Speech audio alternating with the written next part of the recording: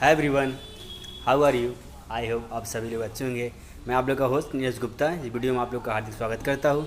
आज की lecture video में आप लोग को मैं इस लेक्चर वीडियो में आप लोग first, second, third, fourth, fifth, six already मैं यूट्यूब पर अपलोड कर चुका हूँ। एक्चुअली वो चीज़ आप आई होप आप सभी लोग देख लिए होंगे। आज की लेक्चर वीडियो में आप लोग को 7th लेक्चर स्टार्ट करने वाला हूँ। इस विषय में हम लोग देखेंगे। ओके, प्रीवियस लेक्चर वीडियो में आप लोग को बता के दिया था एक्चुअली टेबल कैसे याद करेंगे, ट्रिक है एक्चुअली उसकी संयोजकता कैसे फाइंड करते हैं। ओके, आज का जो आपका लेक्चर नंबर 7 है एक्चुअली उसमें आपका आज का टॉपिक है आवर्त और इलेक्ट्रॉनिक स्वरूपण। क्या रहेगा? आवर्त और इलेक्ट्रॉनिक स्वरूपण। ओके, इसी इंग्लिश में क्या कहते हैं? Periods and electronic configuration. What? Periods और इलेक्ट्रॉनिक कॉन्फ़िगरेशन। ठीक है, देखो पहले बताइए तो दिया है और यहाँ पर साइड का नेचर करने पर दिखाई देता है कि LiBBCNO या तथा यानी ये तत्व आवर्त 2 में समाविष्ट है। इन सभी तत्वों का इलेक्ट्रॉनिक स्वरूपण लिखिए। आप लोग को पता रहेगा एक्चुअली आवर्त 2 में समाविष्ट है। देखो आवर्त 2 आप लोग को पता रहेगा, आप लोग क्लियर हो गए। देखो LiBBCNOF यानी एक्चुअली जो इस टाइप का जो रहेगा ऐसा इसे हम आवर्त करते हैं। सॉरी, देखो फर्स्ट आवर्त हो गया आपका, सेकंड आवर्त हो गया, 3 आवर्त, तीसरा, चौथा, पाँचवा पूरा आएगा। हाँ, छठवा, सातवां ऑलरेडी मैं आप लोग को यूट्यूब पे बता चुका हूँ। Okay, to be continue. और हमारे साइड नीचे करने पर दिखाई देता है मतलब LiBBCNO और F तथा यानी ये तत्व आवर्त 2 में समाविष्ट। इन सब तत्वों का इलेक्ट्रॉनिक स्वरूपण लिखिए। ठीक है, इलेक्ट्रॉनिक स्वरूपण एक्चुअली आप किस आधार पर लिखोगे एक्चुअली वो चीज़ आपको पता रहेगा। जैसे आपका होता है Li मतलब क्या हो जाता है आपका 3 एटॉमिक नंबर, परमाणु क्रमांक नंबर, और जो B आपका 4, B 5 और जो कार्बन है 6, नाइट्रोजन 8, सबका एक एक्चुअली बढ़ते जा रहा है कॉन्फ़िगरेशन। बरोबर, तो सब चीज़ आपको इलेक्ट्रॉनिक स्वरूपण सबका लिखने का। इलेक्ट्रॉनिक स्वरूपण लिखने आप लोग को आता रहेगा। देखो कैसा Li का जैसे आपको लिथियम का 3 होता है, परमाणु क्रमांक 2,1 लिखोगे आप। ओके, और B बेरिलियम का 4 होता है। कितना होता है? 4 एटॉमिक, इसका 3 होता है। बरोबर, तो इसका आप क्या 2,2 लिखोगे। ओके, टू कंटिन्यू आपको ऐसा सबका लिखने का है इलेक्ट्रॉनिक स्वरूपण। ओके, इसके बाद क्या करें? दूसरा, क्या इन तत्वों की संयोजकता इलेक्ट्रॉनिक संख्या समान है? अब क्या देखोगे, क्या जो इसमें तत्व जो एलिमेंट है जो इसमें इलेक्ट्रॉनिक संख्या है, जो तत्व है उसकी संयोजकता समान है क्या? जो लास्ट में तो जो वैलेंसी तो समान है क्या? उस चीज़ आप जब इसको कॉन्फ़िगरेशन बनाओगे ना तो आप उसको एक बार चेक करना। जैसा मैं आप लोग को बता के दिया कॉन्फ़िगरेशन, तो इलेक्ट्रॉनिक स्वरूपण एक्चुअली कैसे फाइंड करते हैं एक्चुअली उसके बेस के ऊपर अथवा उसके आधार पर। ठीक है, क्या इनमें पाए जाने कक्षाओं कौची संख्या समान है? इसमें जो इलेक्ट्रॉन पाया जा रहा है एक्चुअली इसमें जो कक्षा है इसकी 22वीं कक्षा में मतलब इसे बैलेंस कंप्लीट करने के लिए कक्षा अवतक कौची की जो संख्या समान है क्या? एक्चुअली सब चीज़ आपको बताने का है। ओके, आपको संयोजकता पता रहेगा ना, संयोजकता कैसे फाइंड करते हैं। जैसे आप लोग को बता के मैंने आपको LiB का बता दिया, सेम टू एक्चुअली उसकी तरह ही सबका इलेक्ट्रॉनिक स्वरूपण फाइंड करने का। जैसे B का हो गया बोरॉन तो 2,3, 6 का 2,4, 7 का 2,5, 8 का 2,6, 9 का 2,7। और अगर आपको संयोजकता ज्ञात करने में मैंने आप लोग को यूट्यूब पर ट्रिक डाल दिया हूँ, जैसे आप संयोजकता आराम से आइडेंटिफाई कर सकते हो। ट्रिक डाल के दिया रहेगा, मैंने यूट्यूब पर अपलोड किया रहेगा 5, 6, 7, 8, 3, 2, 1, 0 एक्चुअली इसका ट्रिक है। क्या रहेगा? 5, देखो पहला 5 है, 6 है, 7 है और 8। इसके नीचे अगर ये लास्ट में आपका आ रहा है 3, 2, 1, 0, ये एक्चुअली आपका ट्रिक है। अगर कभी 5 आएगा तो उसकी बैलेंसी संयोजकता 3 हो जाएगा, 6 रहेगा तो उसकी संयोजकता 2 हो जाएगी, 7 रहेगा तो उसकी संयोजकता 1 हो जाएगी, 8 रहेगी तो उसकी संयोजकता 0 हो जाएगा हर समय। इसका भी आप अगर इलेक्ट्रॉनिक स्वरूपण फाइंड करें एक्चुअली तभी। और जो लास्ट में आपको आता है, देखो जो मैंने आपको लिखा है, चाहे तो आप स्क्रीनशॉट भी ले सकते हो या तो मेरे यूट्यूब चैनल पर जाके आप देख सकते हो। Okay, to be continue. इससे आपको पता रहेगा 8 का ऑक्सीजन का वो होता है। बराबर, 8 दिया था, इसका कॉन्फ़िगरेशन आप फाइंड करोगे तो क्या हो जाएगा 2,6। बराबर, 6 आ रहा है तो मैंने 5, 6, 7, 8 का क्या बता के दिया 3, 2, 1, 0, तो 6 है। 6 का क्या लिखोगे? इसकी बैलेंसी की संयोजकता क्या हो जाएगी? 2 हो जाएगी। क्या हो जाएगी? 2 एक्चुअली ऐसा। ओके, क्या इन तत्वों की संयुक्त इलेक्ट्रॉन की संख्या समान है? जो मतलब जो तत्व है उसमें जो इलेक्ट्रॉन है संख्या समान है, अगर समान नहीं है तो अलग रहेगा। तो एक्चुअली अगर अलग है तो उसमें देखो जो आपका जो संयोजकता है एक एक करके बढ़ रहा है, मतलब दाएं से बाएं और सॉरी लेफ्ट से राइट से बाएं से दाएं की ओर जब जाओगे कि उसमें वृद्धि होती जाती है। ठीक है, या क्या देखो आपको ऐसा दिखाई देता है कि इन तत्वों के संयुक्त इलेक्ट्रॉन की संख्या भिन्न भिन्न है। देखो मतलब जो आप इलेक्ट्रॉनिक स्वरूप फाइंड कर रहे हो और जो आपको तत्व दिया गया कि उसके अंदर LIB सब में नंबर भी सबका परमाणु क्रमांक भिन्न भिन्न है, अलग अलग है। इसका कॉन्फ़िगरेशन भी मतलब सॉरी इलेक्ट्रॉनिक स्वरूप भी अलग अलग रहेगा, परंतु उनमें कोशियों की संख्या समान है। मतलब जो कवच है संख्या सबकी समान है, परंतु उनमें कोशियों की संख्या समान है। आपको यहाँ ऐसा भी दिखाई देता है कि आवर्त में बाएं से दाईं ओर जाते समय जिस प्रकार परमाणु क्रमांक 1 की वृद्धि होती है उसी तरह संयोजकता इलेक्ट्रॉन की संख्या में वृद्धि एक की ही वृद्धि होती है। वेरी इंपॉर्टेंट क्वेश्चन है। देखो बाएं से मतलब जब इधर से आप इधर से ऐसा जा रहे हो, सब ये बायां है आपका, इधर से जा रहे हो टिप कंटिन्यू जा रहे हो ना, किसमें मोनोपीरियोडिक टेबल में आप जो देखिए अभी, मतलब बाएं से जब दाईं की ओर जाओगे तो एक्चुअली आपका परमाणु क्रमांक भी बढ़ा है। अगर परमाणु क्रमांक बढ़ेगा तो एक्चुअली आपकी जो उस तरह संयोजकता इलेक्ट्रॉन की संख्या में भी एक की वृद्धि होती है। परमाणु क्रमांक देखो आप देखोगे कि वापस दिखा देता हूँ मैं आप लोग को। देखो LIB है 3 4 5 6 7 8 9 10, एक्चुअली एक एक बढ़ रहा है ना परमाणु क्रमांक। एक्चुअली अगर जिस प्रकार एक परमाणु क्रमांक आपका एक एक बढ़ता है बाएं से दाएं ओर जाने पर, एक्चुअली उसी तरह ही आपका जो संयुक्त इलेक्ट्रॉन की संख्या में भी एक की ही वृद्धि होती है। Okay, to be continue. देखो आपको जो बना के दिया गया इधर टेबल में देख सकते हो, हाइड्रोजन 1, हाइड्रोजन कितना दिया है? 1 दिया है। लिथियम का 2,1, सबको कॉन्फ़िगरेशन निकाला है, क्यों आप अच्छी देख सकते हो। हाँ, एक से पूरा 18 तक दिया है। ओके, देखो पोटेशियम का परमाणु है, ये आर्गन का परमाणु है। देखो जो फर्स्ट है उसको के कहते हो, L M N, एक्चुअली ऐसा फर्स्ट आपका के है, सेकंड वाला आपका क्या है L, तीसरे में M, फोर्थ पे N। ओके, लेकिन जो आर्गन परमाणु में वो के L और M है, 3 ही है। तो एक्चुअली ये जो आर्गन है आवर्त तीसरे साइड में बिलोंग करते हैं। जब आपका अगर प्रकार जो सेल बना हुआ है, सेल तैयार हुआ है, चार्ज ऐसा 1 2 3 4 है,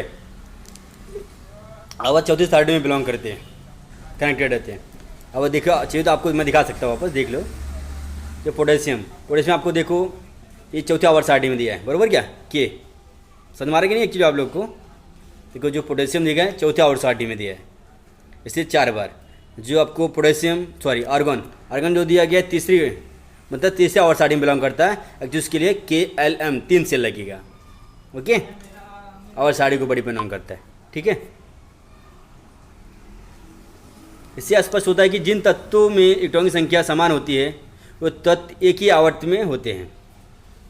एक्चुअली इससे आपको यह स्पष्ट मालूम पड़ गया होगा, हाँ यह मालूम पड़ जाता है कि जिन तत्वों में इलेक्ट्रॉन कक्षों की संख्या समान होती है, इलेक्ट्रॉन जो कक्षा रहेगी संख्या अगर समान होती है तो एक ही आवर्त में होते हैं, मतलब एक ही आवर्त में, जैसे 2,4 2,1, मतलब अगर जो रहेगा आवर्त साइड में एक कक्षा में सब समान होंगे। आप लोगों को दिया है द्वितीय आवर्त में LIB BCNO F, यानी इन तत्वों में के तथा L 2 कक्षों में इलेक्ट्रॉन होते हैं। तृतीय आवर्त में Na Mg Al Si P S Cl तथा Ar, इन तत्वों KLM इन तीन कक्षों में इलेक्ट्रॉन पाए जाते हैं, जो एक्चुअली ऑलरेडी मैंने आप लोग को बता के दिया। ओके, मैंने क्या बताया, अगर तत्व एक ही आवर्त में होते हैं तो द्वितीय आवर्त में देखो LIB तत्व के तथा L इन 2 कक्षों में इलेक्ट्रॉन होते हैं। कितना? 2 कवच। जैसे आप सर्कल बना रहे हो, सर्कल जैसे जो सर्कल बना रहे हो ये 2 कवच, ये आपका द्वितीय आवर्त में बिलोंग करता है। ठीक है, तृतीय आवर्त में आपको क्या रहेगा, सोडियम रहेगा, मतलब 2 3 1 2 3 2,1 तृतीय आवर्त मतलब 3 KLM, के हो जाएगा आपके इधर L इधर M, इधर 2 द्वितीय रहेगा।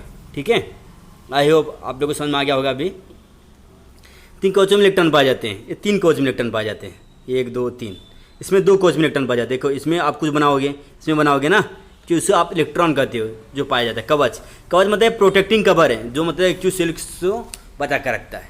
ओके, इन तत्वों के इलेक्ट्रॉनिक स्वरूप पर लिखिए और जांच कीजिए। मतलब सबका आपको मैंने जिस प्रकार एक्चुअली आपको ऑलरेडी बता के दिया, यूट्यूब पर ऑलरेडी अपलोड भी कर चुका हूँ, आपको ट्रिक बता के दिया था, वो भी यूट्यूब पर अपलोड कर चुका है। एक्चुअली वो चीज़ आप देख सकते हो किस प्रकार से हम इलेक्ट्रॉनिक स्वरूप पर फाइंड करते हैं। सब इलेक्ट्रॉनिक स्वरूप पर आप उसका लिखिए। आधुनिक आवर्त सारणी में किसी आवर्त में बाएं से दाएं जाते समय बाह्यतम कवच में इलेक्ट्रॉन भरते हैं। आधुनिक आवर्त सारणी में किसी आवर्त में बाएं से दाएं जाते समय बाह्यतम कक्षा में इलेक्ट्रॉन भर जाते हैं। मतलब लेफ्ट से राइट, जैसा हमको बता के दिया, जैसे उसमें प्रमाण क्रमांक बढ़ता है कि उसकी तरह ही, तो उसमें भी वृद्धि हो जाती है। अगला आवर्त शुरू होते समय नया इलेक्ट्रॉन कवच भरने की शुरुआत होती है। अगर वापस एक नया जैसे नया आवर्त शुरू होने जा रहा है, क्योंकि उसमें परमाणु क्रमांक बढ़ेगा क्योंकि उसमें इलेक्ट्रॉन कवच की संख्या भी बढ़ेगी। ठीक है, तो उनको इलेक्ट्रॉन संख्या कवच ज़्यादा अच्छी है जिसकी वजह से। प्रथम 3 अर्ध संख्या इलेक्ट्रॉन धारक क्षमता इलेक्ट्रॉन अष्टक का नियम इन पर निश्चित होता है। 2.8 आप देख सकते हो, 2.8 का ही देखो नया आवर्त का कवच। ओके,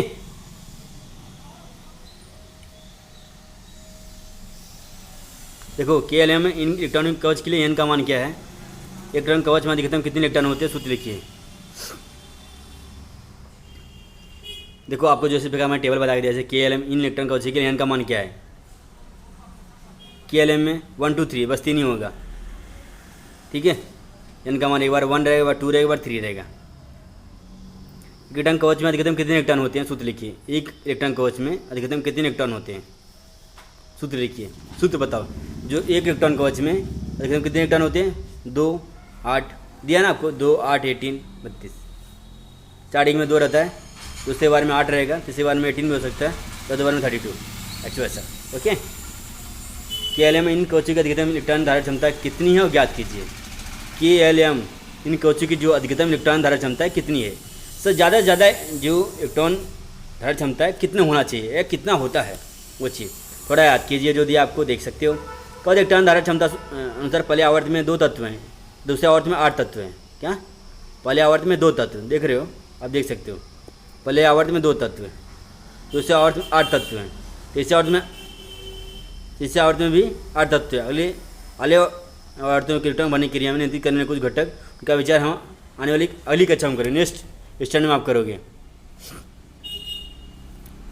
दूसरे आवर्त में 8 दिए हैं इलेक्ट्रॉन अष्टक नियम के अनुसार, तीसरे आवर्त में भी 8 तत्व है अष्टक के नियम के अनुसार, तीसरे आवर्त में भी 8 रहेगा। और जो आगे का जो रहेगा हम नेक्स्ट सेशन में पढ़ेंगे। ओके, देखो कवच दिया आपका KLMN, क्या दिया, K दिया, L दिया, M दिया, N दिया, बराबर क्या।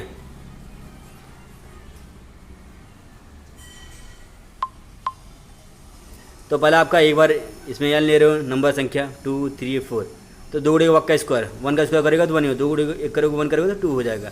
2 गुणे 2 का स्क्वायर 2 9 4, 2 इंटू 4 करोगे तो 8 हो जाता है। 3 2 गुणे 3 का स्क्वायर, मतलब सूत्र आपका 2n स्क्वायर। किसी भी इलेक्ट्रॉनिक क्षमता को पूर्ण करने का तो भरने के लिए क्यों इस सूत्र का उपयोग करना पड़ता है। ओके, तो कंटिन्यू। और इसको अधिक जानकारी अगर आप प्राप्त करना चाहते हो, आपको आवर्स आईडी में दिया है, आप जाके उसे चेक कर सकते हो। ठीक है, आज के लेक्चर वीडियो में आप क्या देखोगे, अभी आधुनिक आवर्स आईडी में कंटिन्यू बता रहा हूँ। हाँ, आधुनिक आवर्स आईडी में आवर्ती झुकाव मतलब एक्चुअली कनेक्टेड कैसे रहता है, एक्चुअली उसमें ज्वाइन कैसे रहते हैं वो चीज़ देखोगे।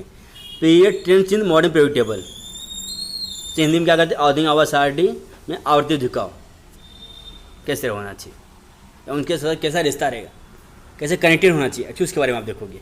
ठीक है, टू कंटिन्यू। आधुनिक आवर्त सारणी में किसी आवर्त पर किसी समूह के तत्व गुणधर्मों की तुलना, आधुनिक आवर्त सारणी में किसी आवर्त या किसी समूह के तत्व गुणधर्मों की तुलना करने पर तो गुणधर्म में कुछ नियमितता दिखाई देती है। देखो आधुनिक आवर्त सारणी में किसी आवर्त अथवा किसी समूह, मतलब आवर्त ऐसा रहता है, समूह ऐसा रहता है, बरोबर। जो अगर ऐसा रहता है इसे हम आवर्त करते हैं, जो आवक की आवर्त सारणी दी गई, या ऐसा रहता है उसे हम समूह कहते हैं। ओके, आधुनिक आवर्त सारणी में किसी आवर्त या किसी समूह तत्व गुणधर्मों की तुलना करने पर उनके गुणधर्मों में कुछ नियमितता, कुछ समानता दिखाई देती है। इसे आधुनिक आवर्त सारणी का झुकाव कहते हैं, इसे हम क्या कहते हैं, आधुनिक आवर्त सारणी का झुकाव। ओके, हम इस कक्षा में केवल तत्वों की संयुक्ता, परमाणु आकार, धातु अजायु गुणधर्म, इन 3 गुणधर्म में पाए जाने वाले आवर्त झुकाव का अध्ययन करने वाले हैं।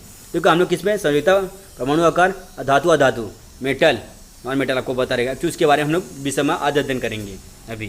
ओके, पहली बात है संयोजकता। इंग्लिश में बैलेंसिंग कहते हैं। तत्व के परमाणु के बाह्यतम कक्षा में पाए जाने वाले इलेक्ट्रॉनों अर्थात संयोजकता इलेक्ट्रॉनों की संख्या पर तत्व की संयोजकता निश्चित होती है। ये आपने पिछली कक्षा में पढ़ चुके हो। तत्व के परमाणु के बाह्यतम कक्षा में पाए जाने वाले इलेक्ट्रॉनों अर्थात संयुक्त इलेक्ट्रॉनों की संख्या पर तत्वों की संयोजकता निश्चित होती है अथवा निर्धारित होती है। जैसे आप लोग को मैंने सोडियम का बता के दे रहा हूँ। क्या बता के दे रहा हूँ? सोडियम का एटॉमिक परमाणु क्रमांक कितना 11 होता है। तो इसमें इसका एटॉमिक स्वरूप 2,8,1 हो जाएगा, बरोबर क्या? तो ये बाह्यतम कक्षा हमारा है।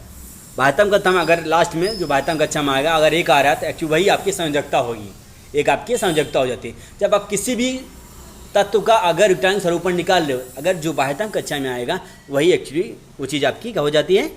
संयोजकता। ओके, तत्व का इलेक्ट्रॉनिक स्वरूपण और उनकी संयोजकता में क्या संबंध है? बेरिलियम का परमाणु क्रमांक, ये चीज़ आप देख सकते हो। ओके, सोचिए, ये सब आधुनिक आवर्तसारणी के आधारभूत मानकर बनाई गई तालिका में प्रथम 20 तत्वों का देखो, ये सब चीज़ नीचे किया गया आपको। हाँ, ठीक है, देखो आपको ये चीज़ टेबल दिया गया है। परमाणु संकेत क्या दिया है? संकेत, परमाणु क्रमांक, इलेक्ट्रॉनिक स्वरूपण, संयोजकता। देखो पोटेशियम परमाणु क्रमांक 19 होता है, बरोबर। तो इसका कॉन्फिगरेशन इलेक्ट्रॉनिक स्वरूपण 2,8,1 और इसकी लास्ट में जो बाह्यतम कक्षा में 1 है इसकी संयोजकता भी 1 होगी। ओके, तो इसकी संख्या कितनी हो जाएगी? 1। अंडरस्टूड? तो आपको दिया गया इधर देख सकते हो 1 2 3 4 टेबल देख रहे हो आप? इसमें आपको फिल करने का कितना? 20 इलेक्ट्रॉन, 18। ये चीज़ देखो आपको इधर दिया है HLI यानी 281 2,8,1 ये सब चीज़ इसमें सबको लिखने का, इसके अंदर फिल करने का। जैसे आप H लिखोगे, LI लिखोगे, सबका इसके नीचे ना क्या करोगे आप? इसका जैसे H का 1 होता है एक्चुअली वैसा ही LI क्या 2,8,1 होगा, बरोबर। सबका एक्चुअली आपको ऐसा ही क्या फाइंड करने का है? इलेक्ट्रॉनिक स्वरूपण। लेकिन जो बाह्यतम कक्षा जो लास्ट में आएगा वही आपकी संयोजकता हो जाएगी। ओके, सब एक्चुअली ऐसा आपको फिलअप करने का है। ये एक्चुअली आपको टेबल में दिया गया है। या HLI फर्स्ट ग्रुप में देखो, इसका सेकेंड 13 14 वो चीज़। ओके, ये चीज़ मैं ऑलरेडी यूट्यूब पर अपलोड कर चुका हूँ, चाहिए तो आप देख सकते हो। ट्रिक वाले में जितना ट्रिक वाले में 20 बता के दिया हो, 18 जो रहेगा 20 रहेगा, तो इसमें 18 आपको फिल करने का है और उसका इलेक्ट्रॉनिक स्वरूपण फाइंड करने का है। इलेक्ट्रॉनिक स्वरूपण फाइंड करने के बाद जो बाह्यतम कक्षा में आएगा वो आपकी संयोजकता हो जाएगी। Okay, to be continue.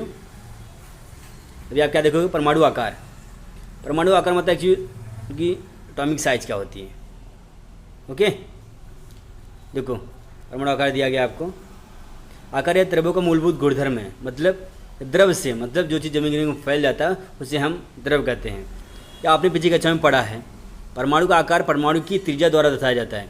या परमाणु का आकार होता है परमाणु की त्रिज्या मतलब एटॉमिक रेडियस द्वारा दर्शाया जाता है। स्वतंत्र परमाणु परमाणु त्रिज्या अर्थात परमाणु केंद्र तथा बाह्यतम कवच के बीच का अंतर होता है।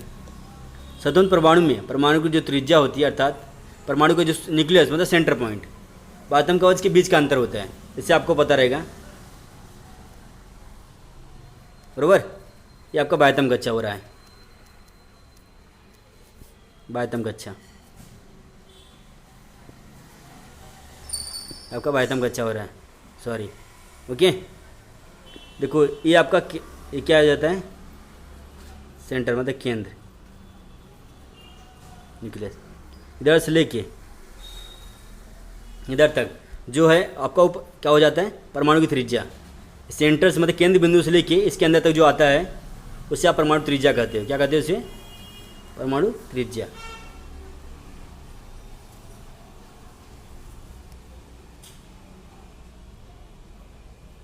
ओके, देखो जो मैंने अभी आप लोग को बता के दिया ऐसा देख रहे हो, सेंटर से लेके इधर तक का ही, इधर से लेके इधर तक, सेंटर से केंद्र बिंदु से लेके वो आपकी परमाणु त्रिज्या है। जरूर समझ में आ रहा है कि नहीं?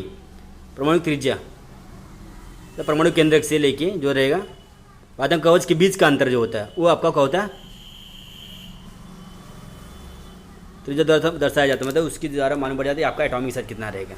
ठीक है, जिस प्रकार आपको बताएगा जैसे कॉन्फिगरेशन रिटर्न से ऊपर फाइंड करें 2,8,1, तो एक्चुअली उसके हिसाब से कोच जो इलेक्ट्रॉन आता है उसके अंदर व्यवस्थित करना पड़ता है आपको। तो सोडियम का 2 बराबर, इसके बाद 8,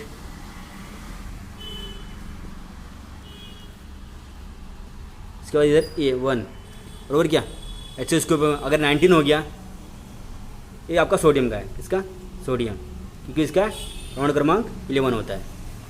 तो एक्चुअली इससे क्या मालूम पड़ता है आपको, स्वतंत्र परमाणु परमाणु त्रिज्या अर्थात परमाणु केंद्रक तथा बाह्यतम कवच के बीच का अंतर, बाह्यतम जो ये आपका बाह्यतम कक्षा बराबर, जो लास्ट में बाह्यतम कवच के बीच में जो अंतर होगा वही आपका क्या होता है, परमाणु त्रिज्या। ठीक है, और एक्चुअली उसके जो परमाणु त्रिज्या है, परमाणु का जो परमाणु त्रिज्या है परमाणु का आकार को निर्धारित कर दिया है, मैं बता देती है। एक्चुअली इस चीज़ की नहीं इतनी ज़रूरत पड़ेगी कि जिस प्रकार आपको जैसे 19 पोटेशियम का 19 होता है, 2,8,1 बराबर 19। ठीक है, फिर एक्चुअली आप इसका कैसा बनाओगे, छोटा लिख देता हूँ मैं, बराबर 1,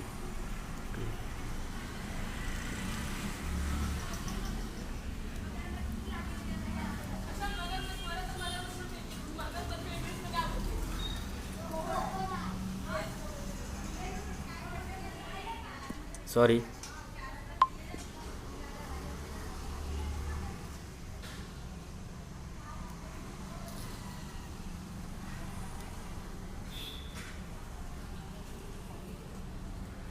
बराबर, इसमें आप 2 दिखाओगे बराबर क्या।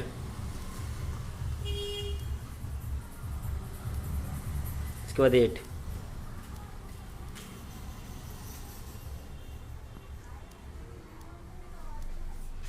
ओके, 2,8 वापस 8,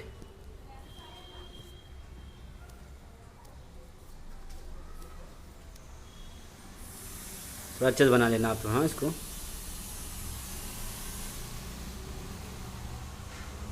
तो 1 की भी ज़रूरत पड़ेगी आपको। ठीक है, 2,8,8 ये 90 मतलब के इसमें 1 2 3 4 4 सेल की ज़रूरत पड़ी बराबर।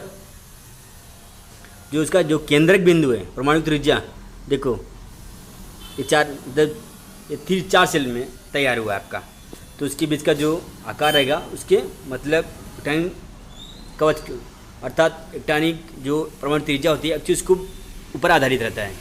अगर आप जिस प्रकार आपका जो कवच बना रहे हो बढ़ जाएगा तो उसका जो आकार है से मतलब जो त्रिज्या है तो बड़ा हो जाएगा।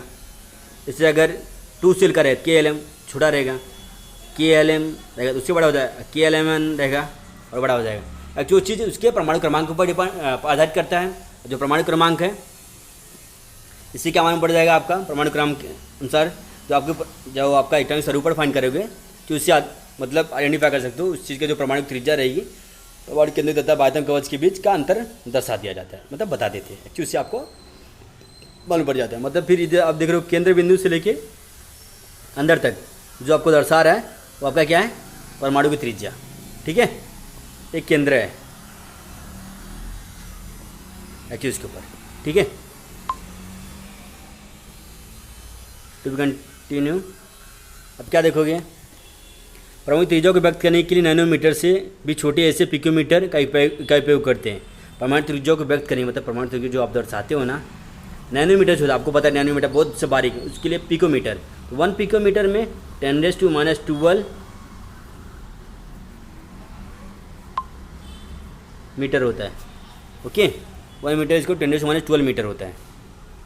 नीचे कुछ तत्व तथा उनकी त्रिज्या दी गई है, आप देख सकते हो। ये आपका तत्व है OBCN, देखो छोटे से बड़ा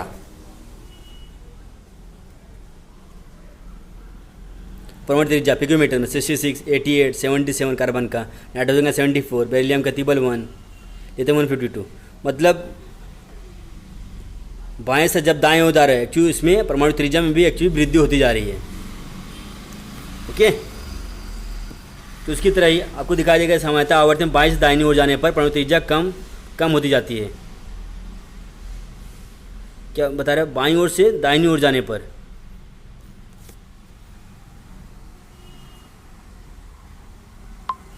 कम होती जा रही है।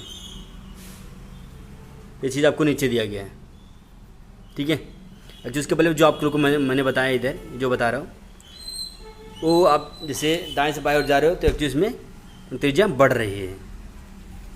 इसका उपयोग, इसका कारण निम्न प्रकार से, किसी आवर्त में बाएं से दाईं ओर जाने पर परमाणु क्रमांक में 1 की वृद्धि होती है। किसी आवर्त में बाएं से दाईं ओर जाने पर 1 में 1 मतलब वृद्धि हो जाती है, अर्थात केंद्र में धन आवेश में 1 की वृद्धि होती है। परंतु न्यूट्रॉन में वृद्धि होने पर भी उस बाह्यतम कक्षा में समावेश होता है। केंद्रक में धन आवेश में होने वाली वृद्धि कार्य रिटर्न केंद्र की ओर से अधिक मात्रा में आकर्षित होती है तथा इसी कारण परमाणु का क्रमशः कम होता जाता है। कुछ तत्व तथा परमाणु की त्रिज्या दी गई है। देखो इससे क्या मालूम पड़ता है, जो इलेक्ट्रॉन होता है, जो मेटल धातु मतलब किसी चीज़ को दे सकता है, उसको लेने की जरूरत नहीं, क्योंकि वो पहले से प्रपूर्ण है, समाविष्ट है, बाह्यतम कक्षा में समाविष्ट होता है। केंद्रक में धन आवेशों में होने वाली वृद्धि कार्य इलेक्ट्रॉन केंद्र की अधिक मात्रा में आकर्षित होते हैं। केंद्र मतलब सेंटर पे अधिक मात्रा में एक्चुअली उनकी तरह अट्रैक्टिव हो जाते हैं। जैसे कुछ तत्व तथा उनकी परमाणु त्रिज्याएं दी गई है। देखिए आप देख सकते हो तत्व, पोटेशियम का पिकोमीटर में परमाणु त्रिज्या 231 है, सोडियम का 196 है, रुबिडियम का 244, सीसियम का 262, लिथियम का 151, बराबर पिकोमीटर में कम होती जा रही है। देखो पहले एक्चुअली हम लोगों ने ऊपर में क्या देखा, जो आप बाएं से दाएं ओर जा रहे थे तो क्या हो रहा है, वृद्धि हो रही थी। अब इसमें क्या देख रहे हो, अब दाहिने से बाएं ओर जब जा रहे हैं एक्चुअली इसमें किसी एक इलेक्ट्रॉन संख्या में भी मतलब कम भी हो रही है या किसी की बढ़ रही है। तो 231 पोटेशियम का है, सोडियम का 186 है, रुबिडियम का 244 हो गया, सीसियम 262 हो गया, लिथियम 151 एक्चुअली ऐसा तो आपको इधर दिया गया है ना। बातें करने समाविष्ट होने होता रहता है, तो केंद्र में धनावेश 1 की वृद्धि होती है। जो चीज़ निशान करके दे रहा हो, टिक मार्क करके, वो चीज़ आप ध्यान से देख लेना होता है। जैसे कुछ तत्व तथा उनके परमाणु त्रिज्याएं दी गई है एक्चुअली ऐसा। ओके, कभी किसी का बढ़ जाता है, कभी किसी का घट जाता है। तो आप थोड़ा सोचिए में पढ़ सकते हैं, एक बार देख लेना, समझ में आ जाएगा आपको। चेत मैं आपको बता के देता हूँ। आदि आवर्त सारणी देखकर उपयुक्त तत्वों के आवर्त बताइए। आवर्त सारणी में देखकर सब तत्व की आवर्त क्या है वो आप देख सकते हो, ठीक है एक्चुअली ऐसा।